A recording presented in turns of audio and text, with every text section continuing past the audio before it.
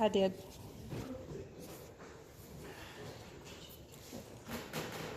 Well, this week I'm going to do something a little different. If you know that most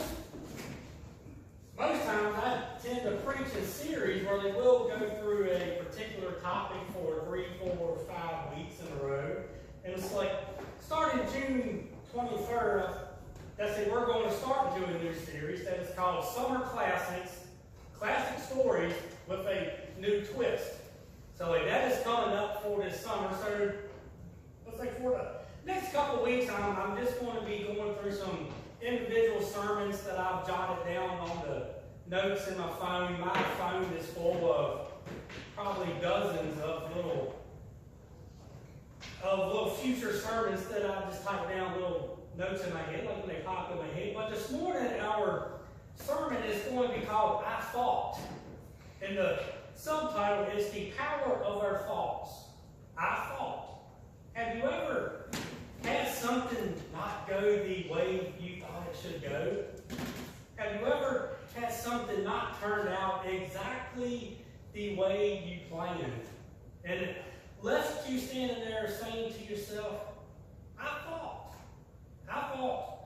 that restaurant would refund me because of my waitress's terrible waitressing skills. I thought that the driver was going to let me merge into traffic instead of cutting me off and if they didn't show me that I was number one. I thought that person would be more accepting of my forgiveness. I thought that one drink would not hurt. I thought that porn was just innocent fun. I thought that my life would turn out so much different.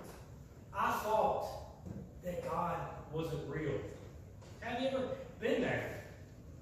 That's like, have you ever stopped and said to yourself, I thought? I was doing some researches on thought this past week, and I researched how many thoughts do we typically have in just one day. And so this statistic is pretty astounding, but I read where a typical human being has somewhere between 12 to 60,000 thoughts per day. Now that's a pretty big, drastic change number, 12,000 to 60,000. I'm probably more on the 12,000 side.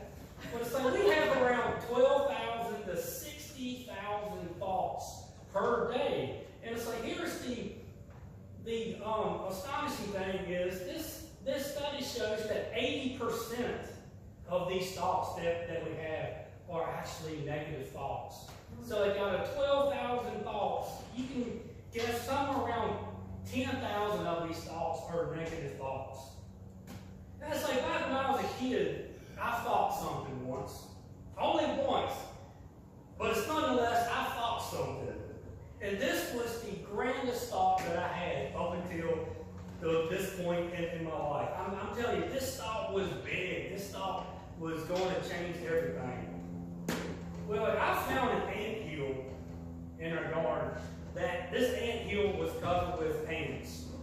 And it's my grand thought was to save the world by dousing this anthill with an entire can of bee spray.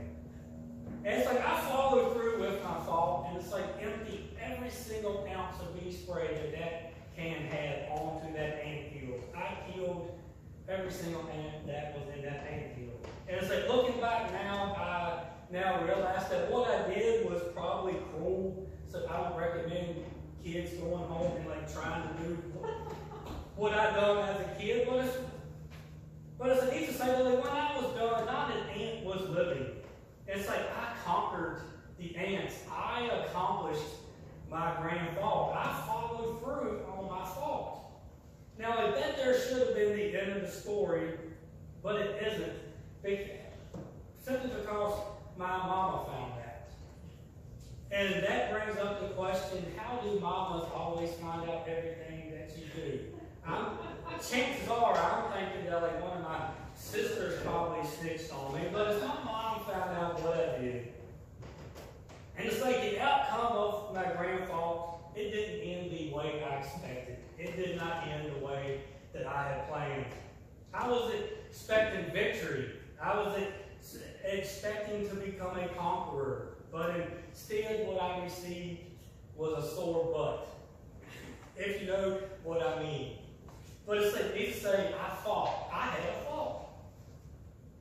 It's like sometimes we forget that the people in the stories we read in the Bible, these people were at one point in time were real, living, breathing people. These people felt like us. These people hurt like us. These people had families like us. These people had the same emotions like us. These people made mistakes like us, and the people we read about in the Bible had thoughts like us. These people thought. And it's like this morning we're going to look at a guy by the name of Naaman. That's almost a tongue twister, a guy named Naaman. But it's like Naaman's story is found in the Old Testament book of 2 Kings. That's like one day Naaman had an I thought moment in his life. He stopped as he said, why thought? And it's like Naaman's I thought moment almost cost him a miracle from God. Naaman's I thought moment almost cost him from seeing God move in his life. Because see, the truth is, our thoughts are powerful. Our thoughts can actually hold us back. Our thoughts can actually keep us from achieving. Our thoughts can keep us from seeing God. And that's why it's important to learn how to control our thoughts so that our thoughts don't control us. So to read Naaman's story, let's turn to the book of 2 Kings, and it's on page 304 in the Pew Bible. If you have a Pew Bible, page 304. And 2 Kings chapter 5. And so we're going to be reading verses 1 through 12. 2 Kings, I can't remember about the first or 2 Kings, but 2 Kings chapter 5, verses 1 through 12.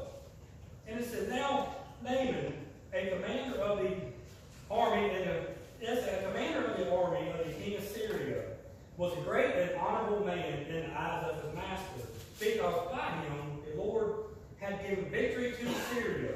He was also a mighty man of valor, but it says he was a leper. Naaman had leprosy.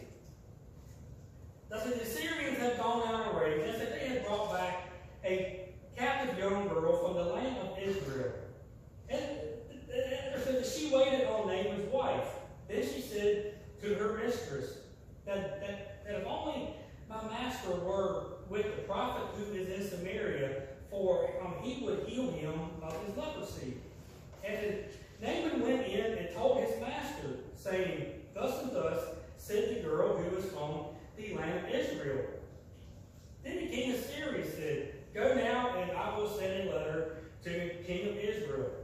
So then he departed and took with him 10 talents of silver, 10,000 shekels of gold, and 10 changes of clothing. Then he brought the letter to the king of Israel, which said, now be advised, when this letter comes to you, that I have sent Naaman, my servant, to you, so that you may heal him of his leprosy. And it happened when the king of Israel read this letter, that he tore his clothes and said, am I God? That's like to kill and to make a life. That this man sends to me a man, this man sends a man to me to heal him of his leprosy. Therefore, please consider it and to see how he quits to quarrel with me. So the king of Israel thought that the king of Israel was trying to start a war by sending a man with leprosy. So it was that when Elisha, the man of God, heard that the king of Israel has torn his clothes, that he sent to the king, saying, why have you torn your clothes? Please let him come to me, thus that he shall know that there is a prophet in the land of Israel. Thus then Naaman went with his horses and his chariot, and he stood at the door of Elisha's house. And Elisha sent a messenger to him, saying, go and wash in the Jordan 7 times, and that your flesh shall be restored to you, thus that you shall be clean. But then Naaman became furious, and said, went away. And indeed, I said to myself, that's like verse 11 says that I thought to myself. That's like, surely he would come out to me as they stand and call on the name of the Lord his God, as they wave his hand over the place, as they heal his leprosy. Are not the rivers of Damascus better than all the waters of Israel? Could I not wash them and be clean? So he turned and went away in a rage. Naaman had a thought. Naaman thought that everything would go so different. So Naaman was a Syrian commander who also happened to be a leper. Naaman had leprosy. And so his Jewish servant girl says, I know somebody in Israel that can heal you. I know a prophet by the name of Elisha back in Samaria that can heal you. That's like, to make a long story short, Naaman travels to Israel to find this prophet Elisha. And it's like, what's really interesting in this story is this is real easy to overlook, but it's Naaman and Elisha never actually meet in person. And it's like, I can actually go down the whole sermon trail there. That's like how God can still move in your life even when you don't see him. That's like Naaman and Elisha actually never meet in person. That's like our story says that when Naaman reached the house of when he reached the house of Elisha, it said that Naaman stood outside of the house, and it says that Elisha sent his messenger outside to meet Naaman. And this here may be because Naaman had leprosy. We don't know. But so nonetheless, we see that Elisha sent word to Naaman to go wash in the Jordan River 7 times and he would be healed. Well, this made Naaman furious. This whole story made Naaman furious. And it's like in verse 11, we see where Naaman has an I thought moment. He has a moment when he stops and he says, well, I thought this was going to be different. I thought that he was going to do something. Naaman was expecting some flashy show of fireworks. Naaman was expecting a spectacular healing. He was expecting at least this prophet to come out and it's like talk to him. It was like Naaman, and instead all he got was a second-hand message through a messenger to go wash in the river 7 times. And it's like the prophet Elisha never even come out of the house to meet Naaman in person. That's like we see that Elisha sent his messenger. And it's like Naaman was also insulted too about this whole go and wash in the Jordan River thing. We see in verse 12, that's like where Naaman says that, he says that aren't the waters of Damascus a lot cleaner than the waters of Israel? Why do I have to go wash in dirty Jewish water? Why can't I go back? And it's like washing my own waters. Naaman had all these preconceived thoughts way before he ever even went to meet Elisha. Naaman was full of his own thoughts. But if you was to continue reading this story, you would read where Naaman would be persuaded by his people to go do as Elisha said. It's like Naaman does go to the Jordan River. What's it? Naaman does wash in it 7 times and he comes up healed. Naaman comes up healed, and it's because of his healing. We go on, as it read that Naaman becomes a believer in the God of Israel. But he almost missed out. Naaman almost missed God, all because of he thought. Naaman's own thoughts gotten away. His own expectations gotten away. His own wants gotten away. And it's like he almost missed God moving in his life simply because he thought. That brings us to our point this morning. And it's like my main point this morning is our thoughts have power. Our thoughts can either lead us forward or our thoughts can actually hold us back. Our thoughts can lead us closer to a walk with God, but yet our own thoughts can also drive a wedge between us and God. Our thoughts can actually drive us farther away from God. Naaman was on the verge of a miracle, but he almost missed out because of his own wants, his own needs, his own desires, his own expectations, his own thoughts. Our thoughts have power. Your thoughts have power. My thoughts have power. That's like the Apostle Paul understood this all too well. We see that the Apostle Paul wrote in Romans 12, verse 2. I'm just going to read Romans 12, verse 2. Paul says to the church of Rome, do not be conformed to this world, but be transformed by the renewing of your mind, so that you may prove what is that good and acceptable and perfect will of God. Paul says that we have to renew our minds. Paul says that if you truly want to be transformed, you have to renew your mind, meaning that you have to renew your thoughts. We have to change the way we think. We have to change the way we see things. And it's like the commentary that I was reading this past week said that what Paul was actually telling the Roman church was, Paul was telling them to actually start to think the way God thinks. We have got to start thinking the way God thinks. So then that brings up the question, how in the world do we do that? How do we think like God? How are we as a human supposed to learn how to think like God? And so the answer to that is so simple, but yet it's so profound. That's like, how do we learn to think like God?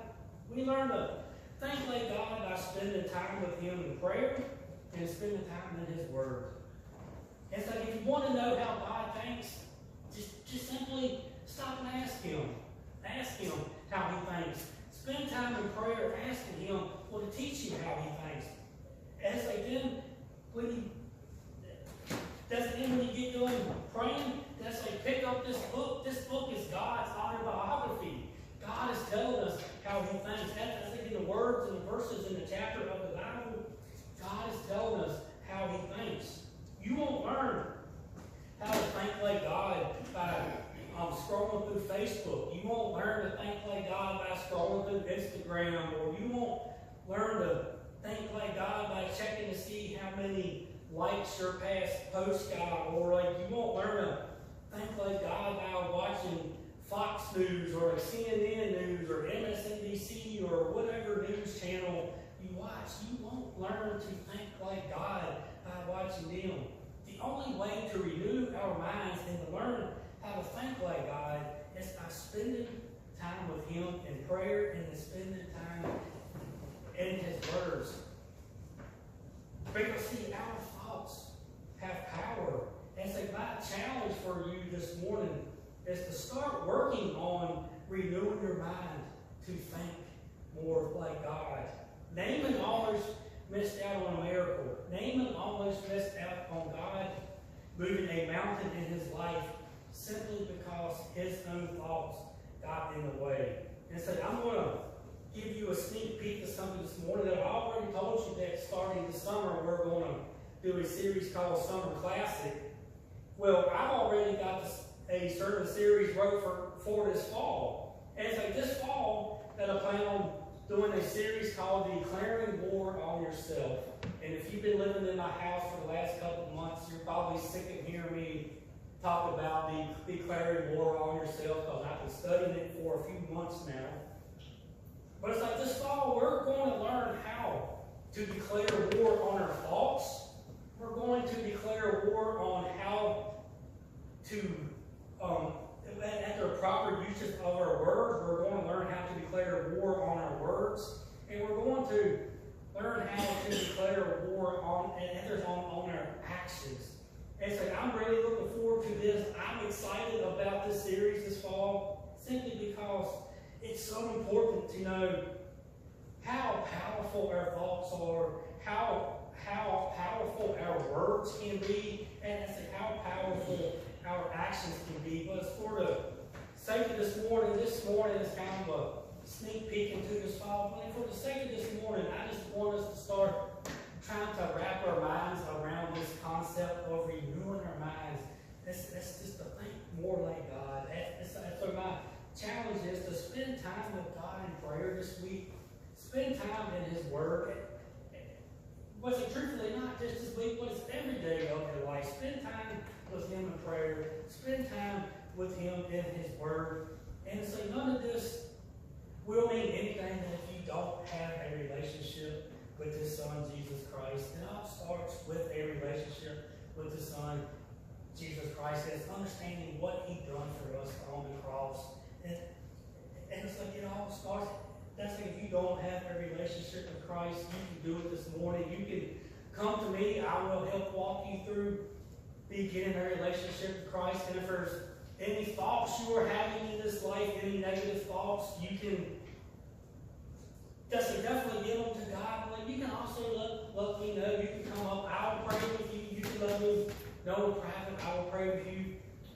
But it's like my challenge is start spending time with God in prayer. Start spending time in His words. As they just start to understand this concept of how powerful their thoughts can be, as they're trying to learn to renew our minds around the thoughts of God. Let us close with prayer this morning. Dear Father, we just thank you for your